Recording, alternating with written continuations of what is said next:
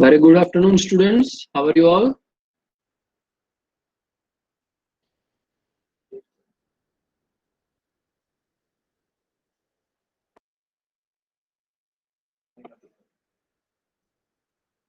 Very good afternoon, students. How are you all? Oh, very good. I request you to write your attendance in the chat box.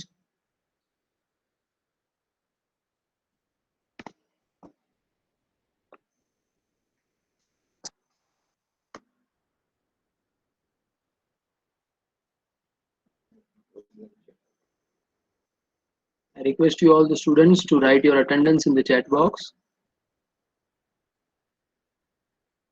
Okay, okay, okay.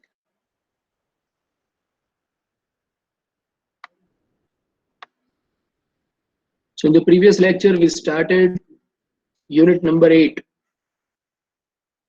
and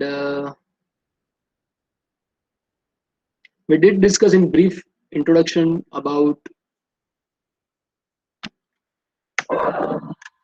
IO devices.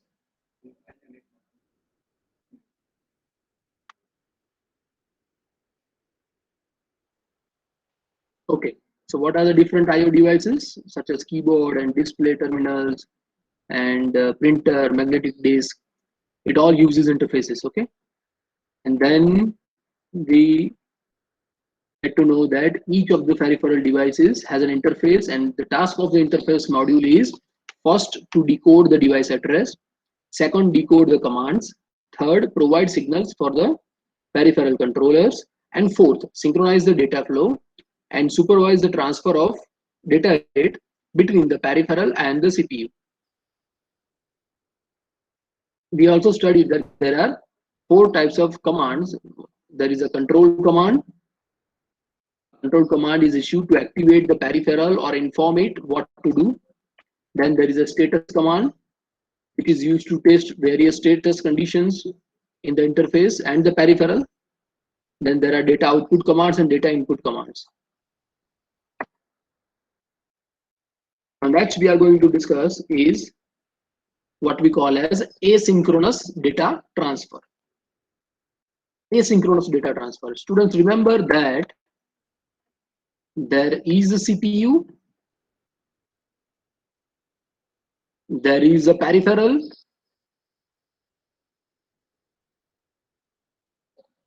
peripheral is connected with CPU not directly but via some interface. Via some interface.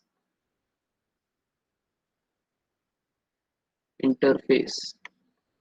I'm sorry for handwriting. This is using mouse. Okay. Now the thing is that if the CPU, if the internal registers of the CPU and the interface registers both use the same clock signal, then it is a synchronous data transfer. But if CPU internal register has a different clock and the interface registers has a different clock, then it is asynchronous data transfer.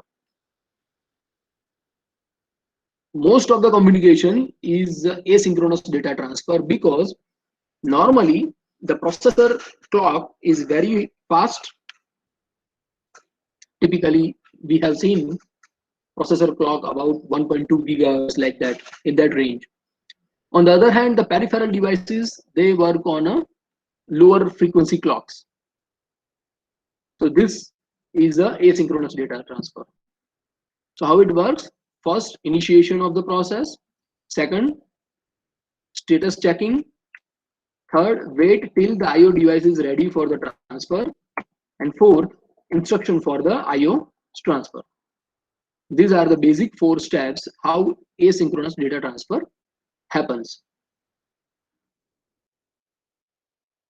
Now, what are the methods used for this data transfer between the processor and the peripheral device?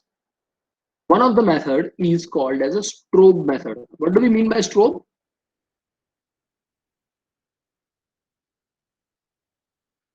What do we mean by strobe?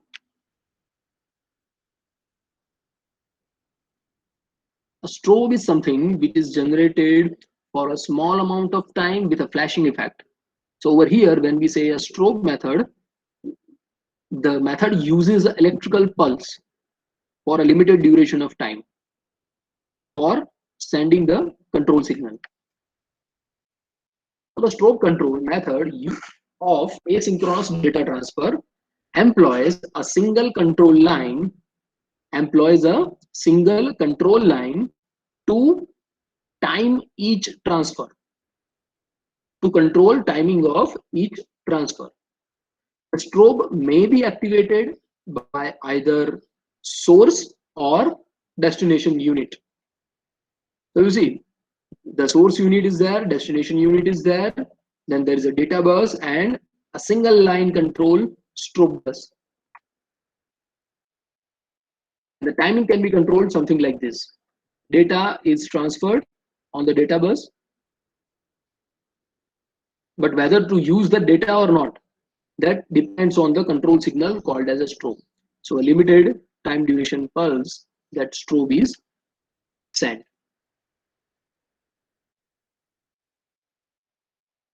Now here in this case, strobe signal is generated by source unit.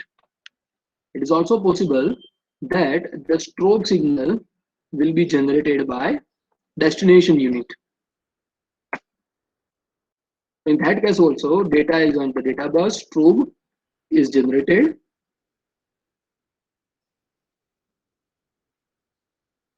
but the data has to remain on the data bus for the amount of time where strobe signal is logic 1.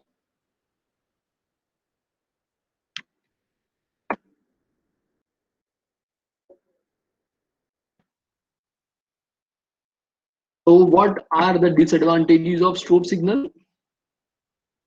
If source initiated data transfer happens,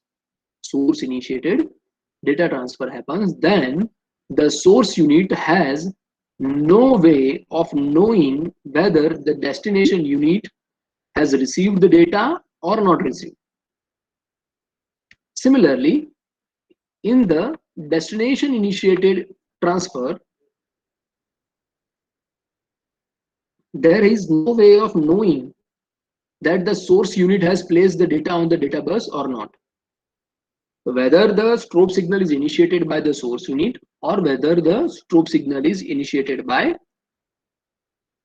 control unit, there is no way of guaranteeing that the data which is put on the data bus that is received.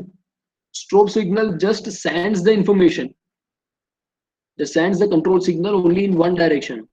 There is no acknowledgement over here, right? Over here there is no acknowledgement whether source is initiating strobe signal or destination is initiating strobe signal. Strobe signal is to use the data, but the thing is that whether data is actually received or not, how to verify? That verification or acknowledgement is not there in the strobe control method. This is one of the biggest disadvantage of strobe control method. What is the solution for this? Solution for this is handshaking method. Handshaking method. So the handshaking method solves this problem of strobe method by introducing a second control signal. The second control signal that provides a reply. That provides a reply to the unit that initiates the transfer. ઘણી વખત હું reply માંગુ છું ને students કે chat બોક્સમાં લખો ખબર પડી ક્લિયર છે મેસેજ ટ્રાન્સફર થયો right so that acknowledgement is important, right? So here for the acknowledgement for the data transfer the source unit and the destination unit, a second control signal is initiated, and that is for replying to the initiating party.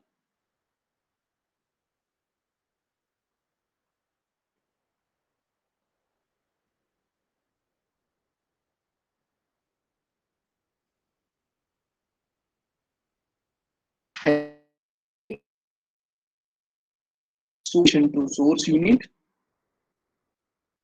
This is the block diagram where we can see that handshaking signals are used to synchronize the bus activity. Data bus is there, data valid is there, data accepted is there. So data valid is a signal which is generated. This it is source initiated transfer. So data valid signal is initiated by source unit along with data on the bus. And the destination unit receives the data valid signal as well as data on the data bus. Once destination receives the data from the data bus, then destination generates a signal called as data accepted. Data accepted signal is generated by destination unit, which serves as a acknowledgement of receipt of data transmitted from the source being received.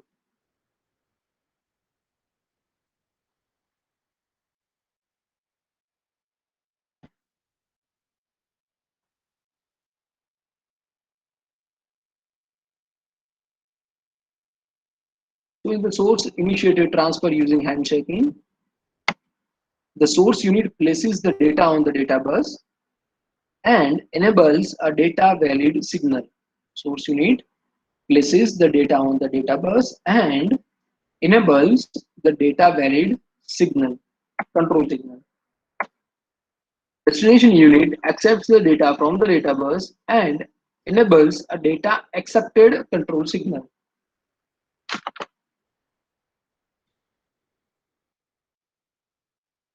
Once data is completed, transfer is completed, then source unit will disable the data valid and invalidate data on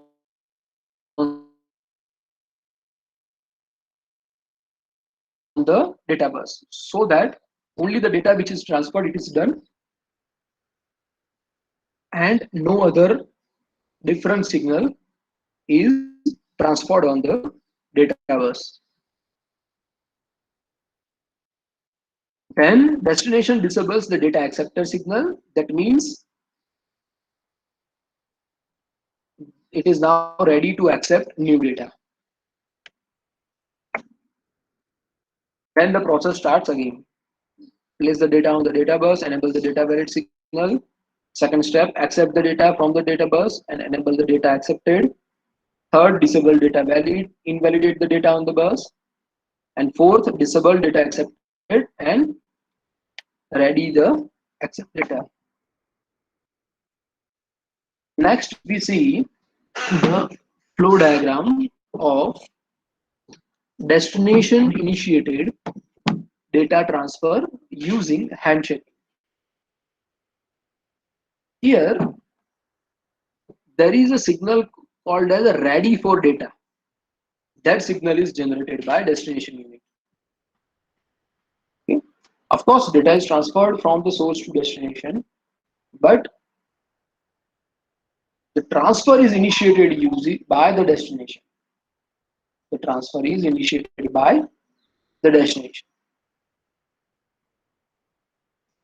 So first, destination unit is ready to accept the data and it enables ready for data signal on its input port. It enables ready for data signal on its input port. Source places the data. The next step is the source places the data on the data bus and source enables data valid signal.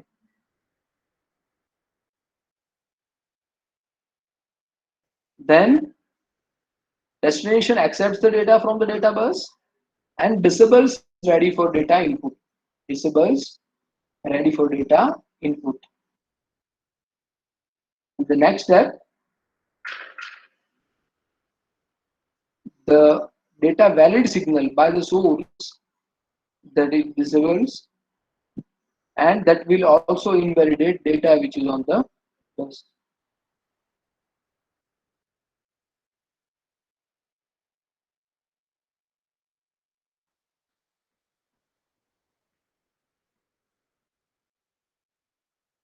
So students, what are the advantages of handshaking method?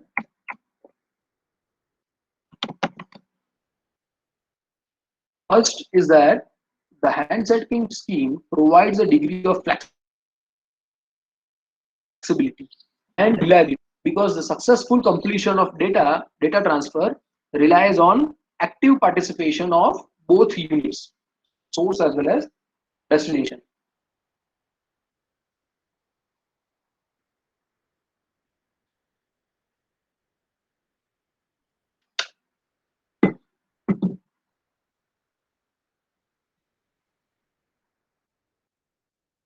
If any of the one unit is faulty, then the data transfer will not complete, and such an error can be detected by means of timeout mechanism, which provides alarm if the data is not completed, if the data transfer is not completed within a stipulated time.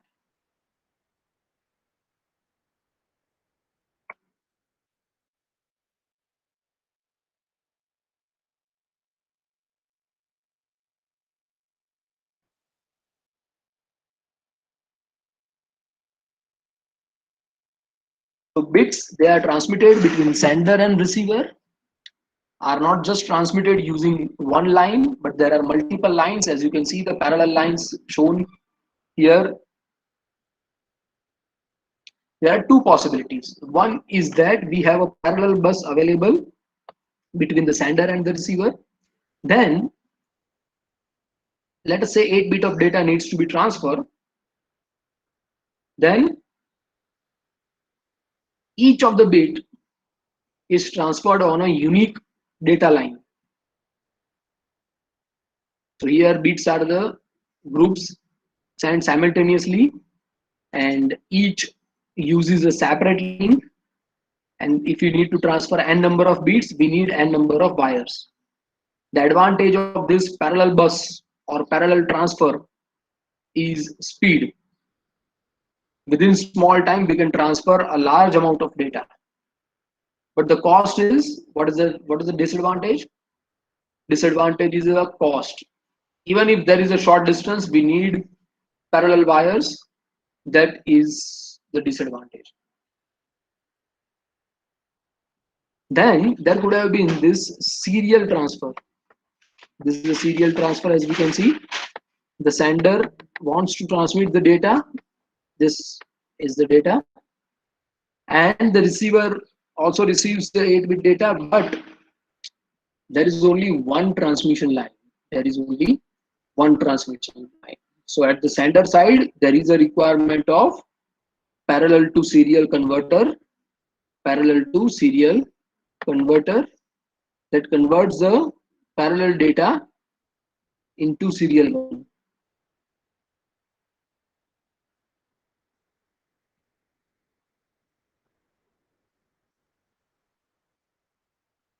So here the bits are sent one by one, and parallel to serial converter are required at transmitter side, and serial to parallel converter is required at the receiver side. Here the advantage is that we have less cost, only one transmission line, only one bus line is required. On the other hand, disadvantage is that this could take longer time to transfer more bits. So speed can be throttled with this conception.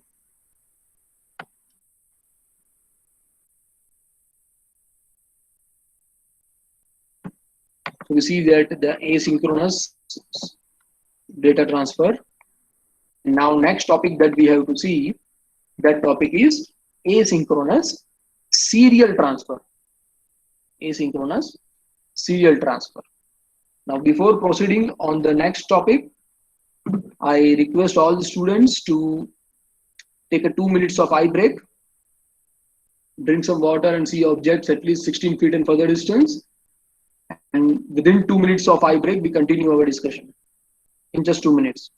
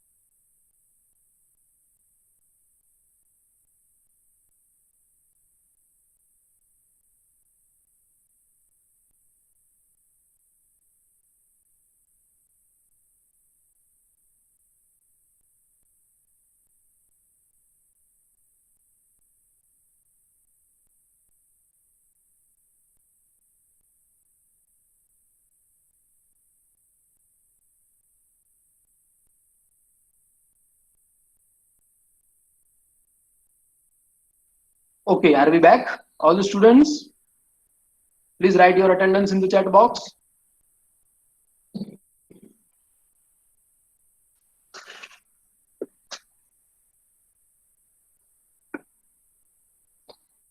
Okay, Divyanshu is back, Ankit is back, Yash, Mihish, Chandan, Sahista, Kinjal, Shreya, Karthik, Zanit, Chinmay, Vansi, Amit, Manish, Dev, Jai, Gagan.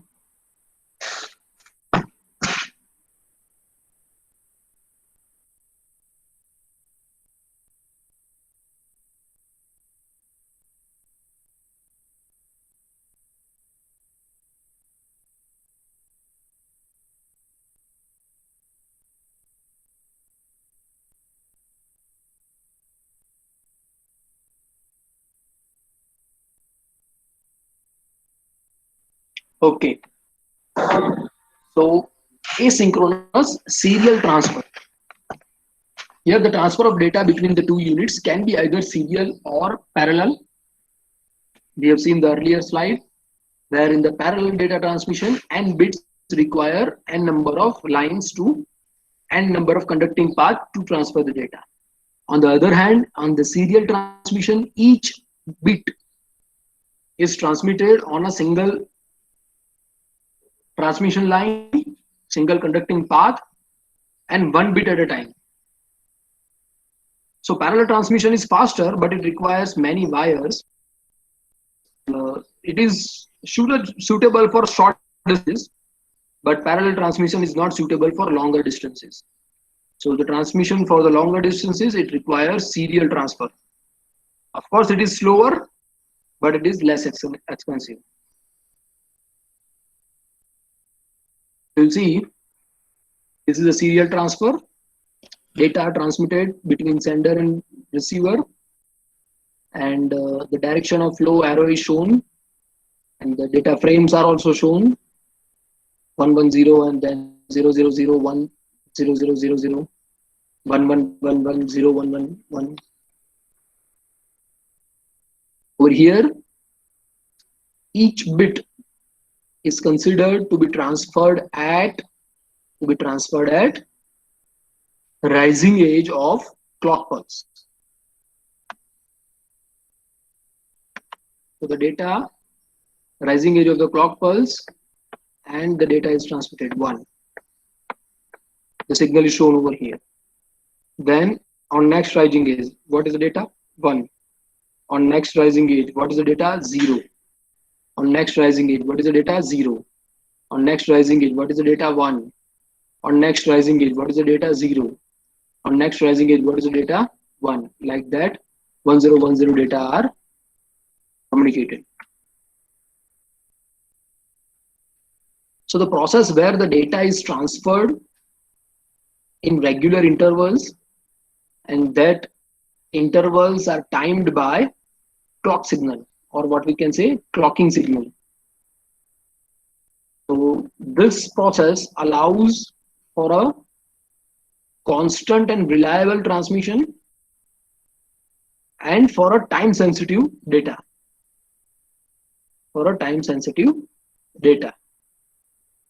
What do we mean by time sensitive data? A real time video like CCTV camera or real time voice transfer. And that involves the use of synchronization with the clock of the data.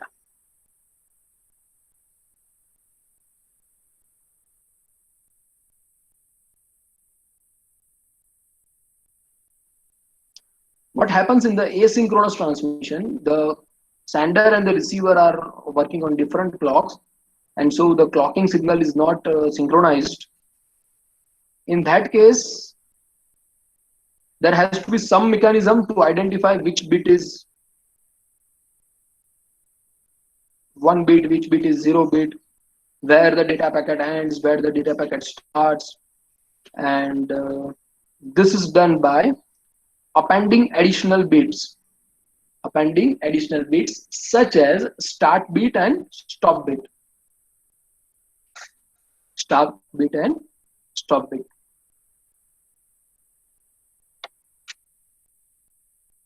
With the asynchronous serial transfer, each bit of the message is sent in a sequence at a time, and binary information is transferred only when it is available. When there is no information to be transferred, the line remains idle.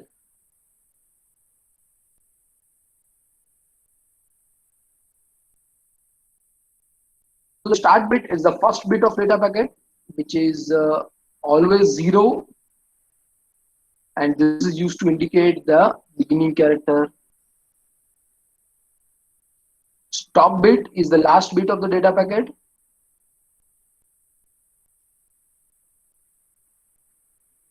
and it is always 1, and this is used to indicate end of the character.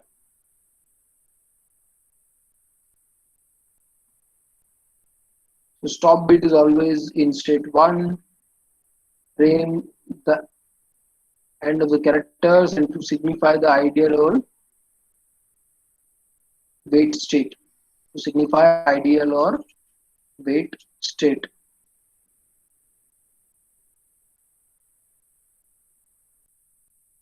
And in between the data, there are the character bits, the bits between the start bit and stop bit. They indicate the message which is being transferred.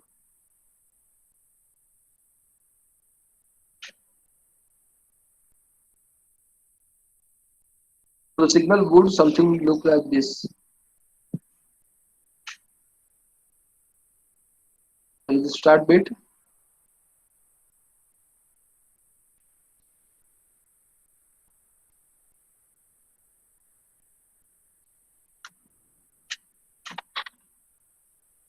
Start bit always 0, stop bit always 1, and in between the bits are character bits.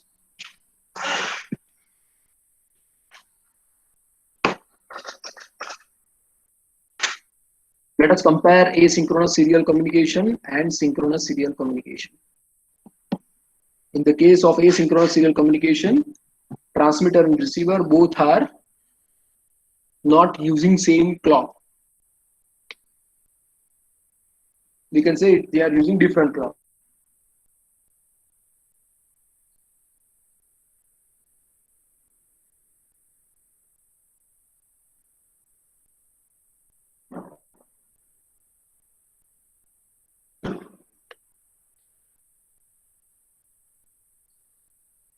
On the other hand, in the synchronous serial communication, transmitter and receiver both are using the same clock.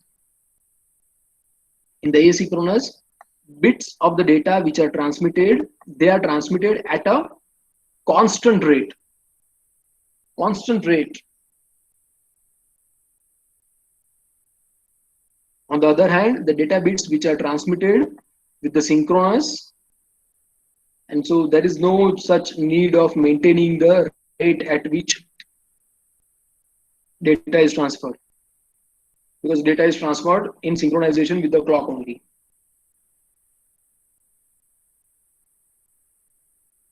In the case of asynchronous serial communication, data transfer is character oriented.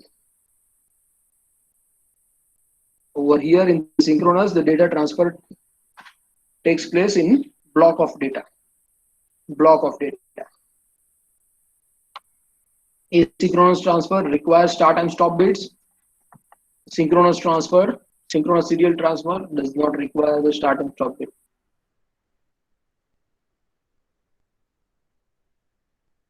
So where asynchronous transmission is useful? Normally in low speed communications, where the speed is 2 kbps or lower.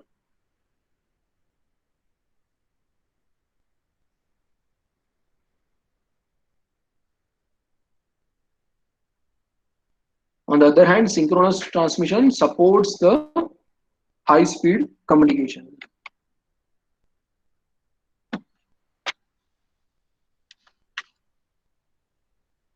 This question is also asked many times in exams that compare asynchronous and synchronous serial data communication or serial data transfer.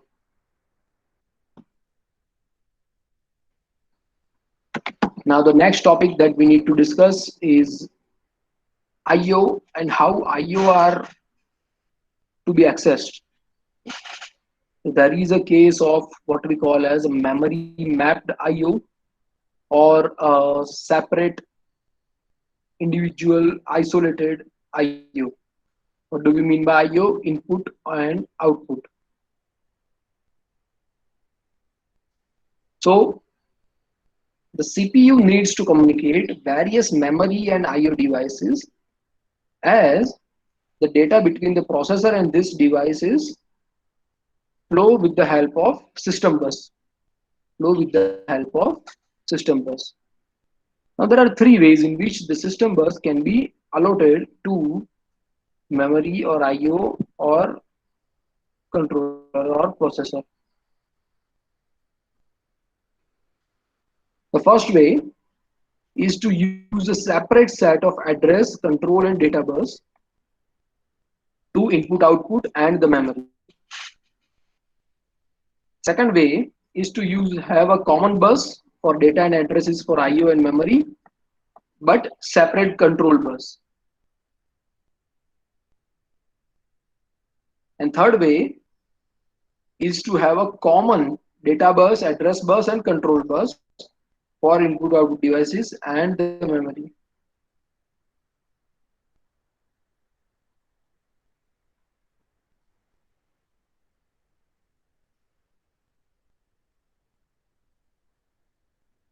Separate address bus, data bus, control bus, or have a common address bus and data bus and separate control bus, or can have a common separate data and control bus.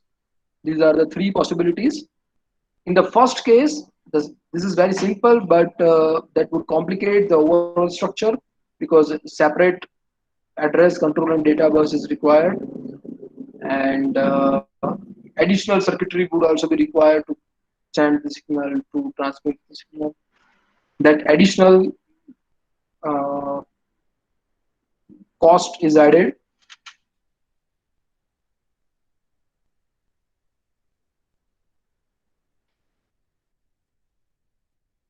Next, we see something what we call as isolated IO devices. Isolated IO devices. These are the devices where we have a common data and address bus for IO and memory, but separate control lines for IO. Here we see that address bus and data bus both are common. They are connected with the memory also and they are connected with IO also. But the control lines are separate for memory and separate for IO. Control signals are read signal and write signal.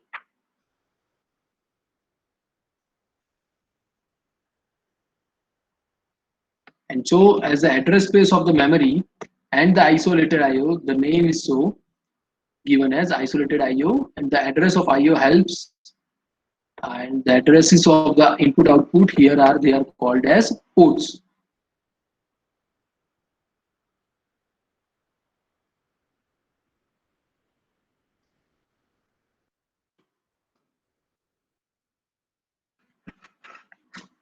Next is the memory mapped IO. Memory mapped IO. In this case, every bus is common due to which same set of instruction work for the memory and the same set of instruction also works for the IO. Hence, we can manipulate the IO same as the manipulation of memory. Both have the same address space, and because of that, the addressing capability is now lesser because some addresses are allocated for memory and some addresses has to be allocated for IO. So that if let us say memory bus is of 16-bit, then in 2 raised to 16 different addresses, we have to cover all the memory and IOs.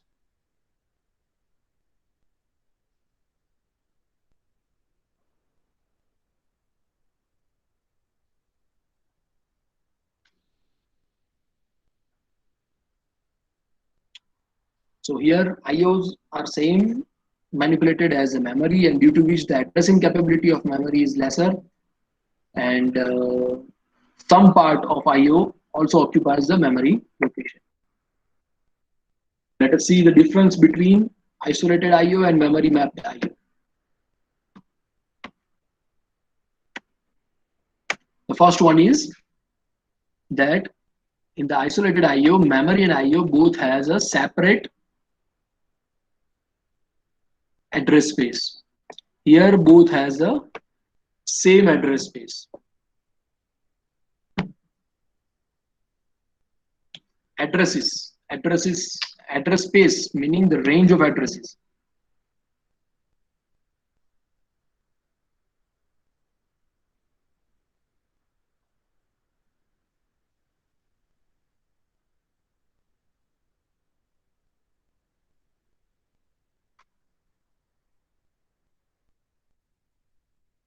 Here the same memory space addresses is used for memory as well as IO in the case of memory map.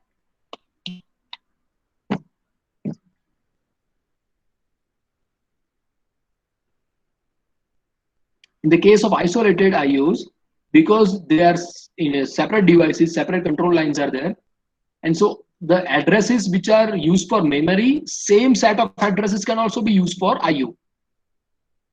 On the other hand, in memory mapped IO, because both are addressed by the same address line, and so it is very important that the same address cannot be used for memory as well as IO device. Separate address has to be there.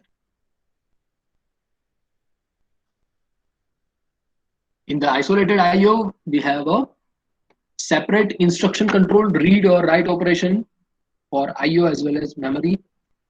On the other hand, in the memory mapped IO, the read or write instruction can be used for memory as well as IO devices. Isolated IO, the IO addresses, they are called as ports. And in the case of memory mapped IO, the normal memory address can be used for either memory or IO. So isolated IO is more efficient because we have separate buses. Compared to that, memory mapped IO is lesser efficient. Isolated IO we can achieve for large size due to more number of buses are there. Here the buses are restricted, so there is a small size requirement. It is very complex due to this separate logic which is used to design controlled bus of isolated IO.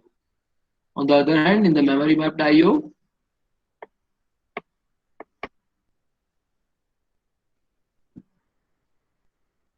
and this makes a very simple logic compared to separate control logic design for isolated IO.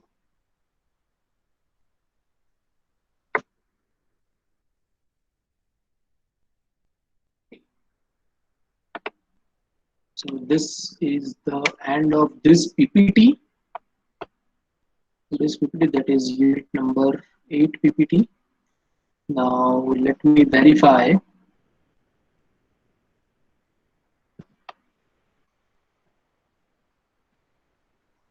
syllabus in the unit number 8. Unit number 8, we have data transfer, mode of transfer. Okay. After data transfer, there are modes of transfer that we have discussed. Memory mapping we have discussed. Next, we have to discuss about something what we call as interrupts.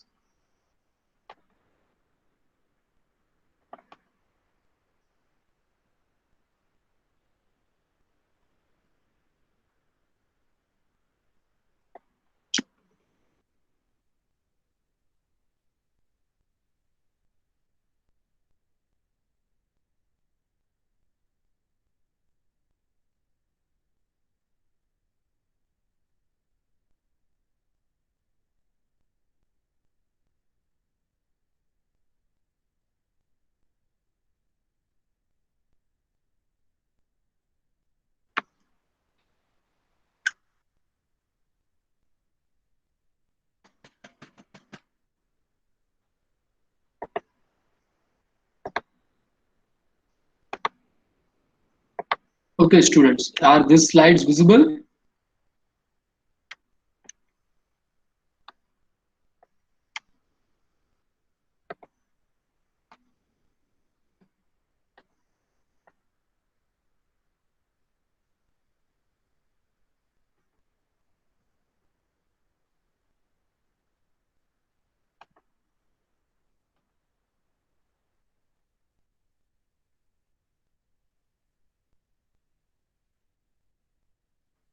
Just a second. Okay, now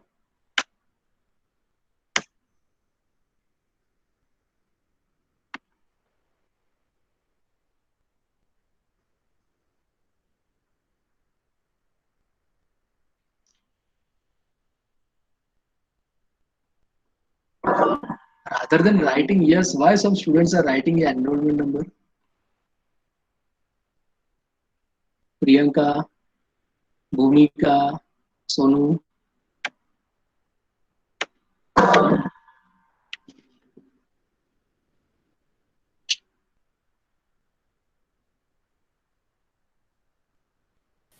Okay, so we have discussed this memory mapped IO, and now let us see one example of IO interface. So when we consider that two data registers, which are called as ports, then a control register, a status register, bus buffer, and control circuit. So the interface looks something like this. We have IO device, we have a CPU. CPU has its own signals, right? There is a chip select and register select, IO read, IO write. Then there is a data bus which is bidirectional. These signals are controlling the timing as well as control signals. Now in the these are the CPU related signals. These are the IO related signals, IO data, control and status. And in between the dotted line is our interface.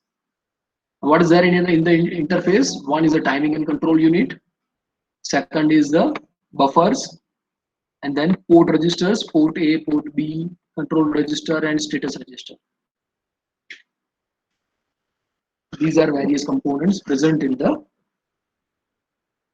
input output interface.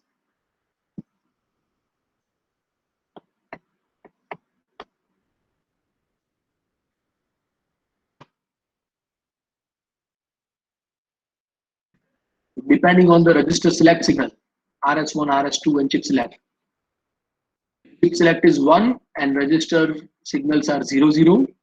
Then what is to be done? Port A register is selected. If this is 0 is 1, then port B register is selected. 1, 0, then control register is selected. 1, 1, and status register is selected. The interface communicates with the CPU as well as the data bus coming from the CPU. The chip select and the register inputs determines the address which is assigned to the interface. Which port of the interface is to be used. Then input output read and write signals. They are the two control lines which specify either input or output. There are 4 registers which communicate directly with the IO devices, right? Register A, port A, register B for port, and then control register, status register. These 4 registers are directly connected and continuously communicating with IO devices.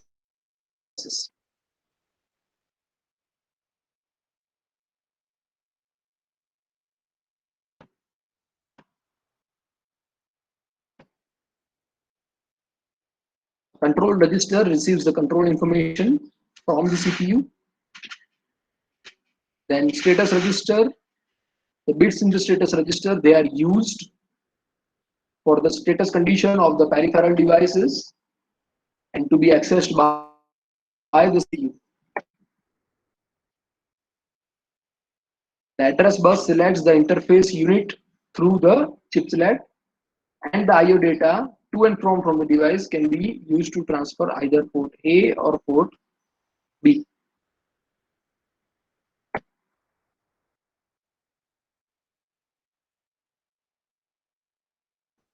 This is the synchronous and asynchronous operations. In the synchronous operations, common clock. In the asynchronous operation, no common clock, and internal timings are independent.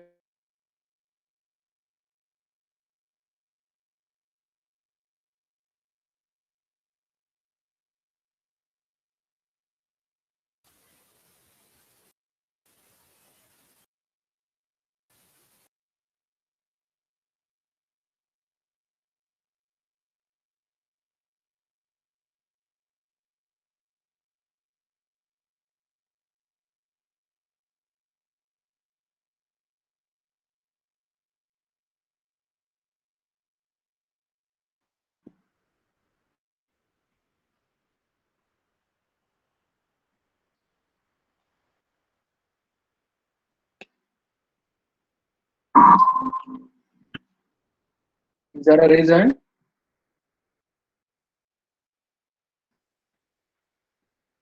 Students?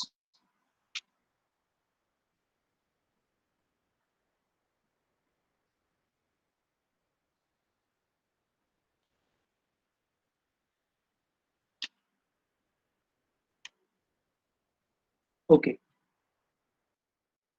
this we have already discussed. So parallel transfer and serial also we have discussed. Parallel transfer, each has its own path, total message transmitted at the same time. There is a faster transfer, requires many wires, and normally useful for short distances. On the other hand, serial data, one bit at a time, only one pair of conductor is required. This is slower but less expensive.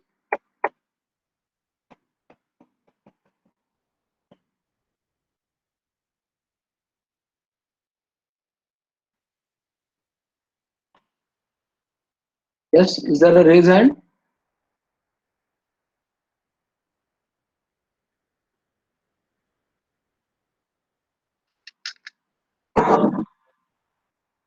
Students, you must have used of this asynchronous serial transfer.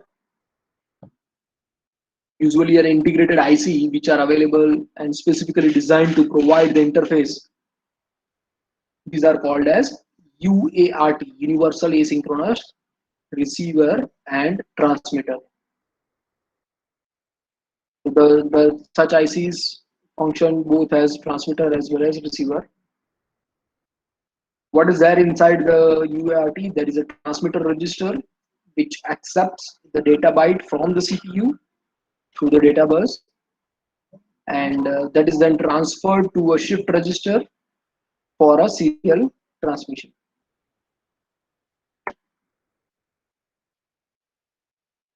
Then we see the receiver.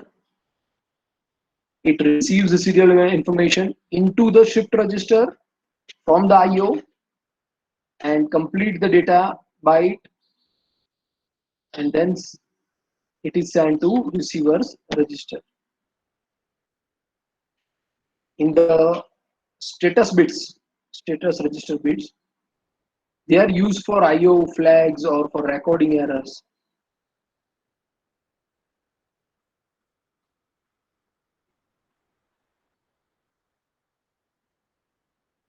What is the task of control register? This will define our baud rate. The number of bits, what are there in each character, and how many characters are to be transmitted per second, whether to generate or parity or to check the parity, how many bits to use for the stop bits. This is all decided by the control unit. Again, I am repeating, what would be the value of the baud rate, how many bits are to be used per character, then whether to generate parity or to check the parity, or then to count the number of stop bits. Typical UART block diagram is something like this. And you observe there is a transmitter register, control register, status register, receiver register. Transmitter and receiver both registers are used with shift registers.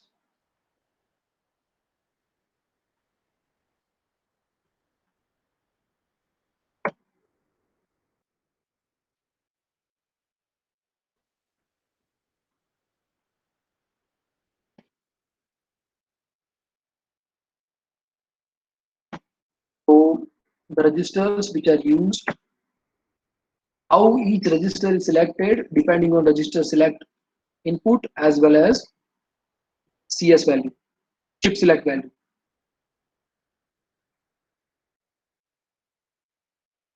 Then in one of the facility there is a possibility of checking the error, okay, whether to use a parity bit or not. And then so the interface checks three types of error that may occur during transmission. One is a parity error, second is a framing error, and third one is a overrun error. What do we mean by parity error? You must have studied even parity scheme, odd parity scheme. So that scheme is also employed over here and that parity is being checked. The next could be the framing error, where it is to check for stop bits where the frame ends. That is not, if the stop bits are not available, then there will be a framing error. Then there is overrun error. In that case, the CPU is not able to read the received data from the receiver register, and before receiving the new data completely, it starts accepting new data from the shift register. So this type of error is called as overrun error.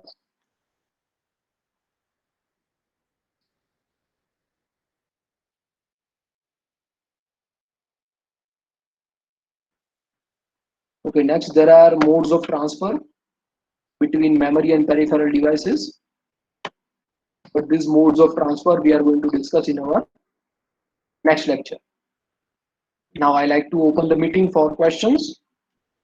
If you have any questions related to today's discussion, serial transfer, asynchronous transfer, synchronous transfer, asynchronous serial transfer, synchronous serial transfer, feel free to ask if you have any questions.